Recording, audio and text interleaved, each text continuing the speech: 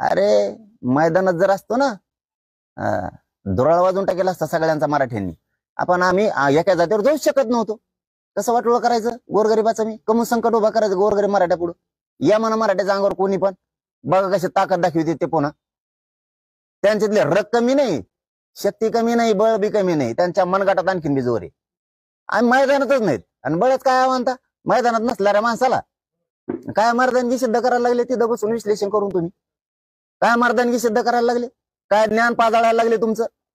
मैदानात नसणाऱ्या माणसाला मानताय तुम्ही जरांगे फॅक्टर फेल झाला. मैदानात नसणाऱ्या काय मर्दानगी, काय विश्लेषण, कायचा अभ्यास केला तुम्ही? होंडे सगळे. तुम्हाला काय कळतोय अभ्यास? तुम्हाला जरांगे फॅक्टर आणि मराठा फॅक्टर कळायला तुमची पुरे हयात जाईल, हयात. एक महिनाभर थांबा तुम्हाला कळत.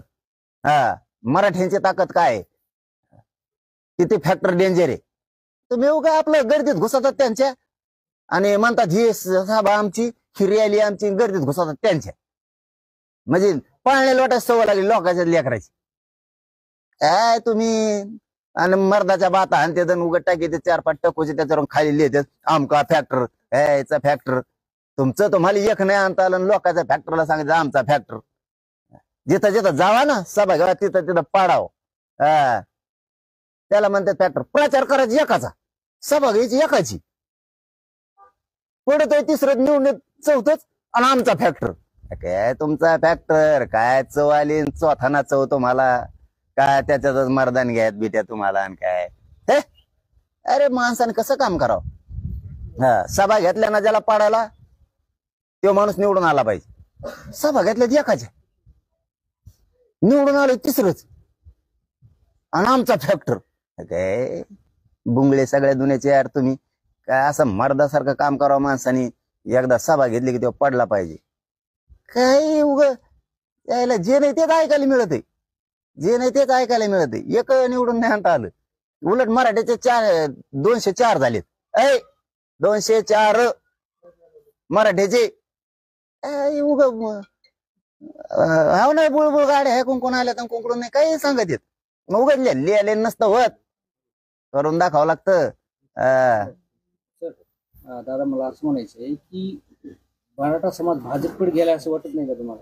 मी काय सांगितलं भैया, मराठा समाजच मी बंधनमुक्त केलाय. याचा अर्थ आमचा कोणत्याच उमेदवार राग नाही, कोणत्याच म्हणतो. ज्यावेळेस आपण इतके जण जमलो तर ज्या अर्थी मी म्हणतोय की बाबा तुम्हाला जे करायचं ते करा, त्या अर्थी आपण या विधानसभेला महाराष्ट्रातल्या मतदारसंघात उभा असणारा उमेदवार तो कोणत्याही पक्षाचा असो, तो कसला बी असो, तो कोणी पण असो, अपक्ष असो, काही पण असो, ज्यावेळेस आपण लोक बंधनमुक्त केले ते कुठेही जाऊ शकते. बंधनमुक्त बी करायचं आणि परत आखडून बी ठेवायचं. हे कसं जमल?